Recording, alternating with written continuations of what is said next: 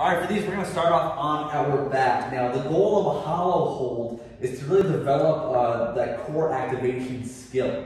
So if you're doing these and you're feeling them in your lower back or your hip flexors too much, that means you're probably doing them wrong, or you just haven't developed the skill yet of being able to engage your core. So we'll go over a few cues with this.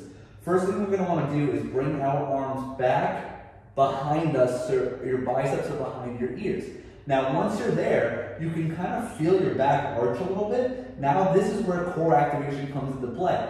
If you feel your back arch, we don't want that. You want to work on being able to get your bicep behind your ear while rounding your back and punching forward. So you want to pretty much do the opposite of what most people tell you to do. Most people tell you to not round your back on exercises, which is completely true. For any sort of weighted exercise, or bent over row, deadlifts, and things like that, you don't want to round your back. But for these, we do want to round our lower back. So you want to kind of crunch forward and round out your lower back. You shouldn't be able to put your hand underneath you. So again, if my back is arched, my hand can fit right underneath me. If I'm crunching, I've got no room for my hand. When I take my hand out, it's not going to go back underneath it. So crunch forward, round out the lower back, legs are going to be straight. The closer you are to the ground, the harder it's going to be. So I recommend starting up here, about like a 45-degree angle. 90 degrees is a little bit too high. So right about here is where you'll start. You'll get those arms behind you and you'll crunch forward. If that feels okay, try lowering the legs. As long as that low back doesn't arches, that's fine.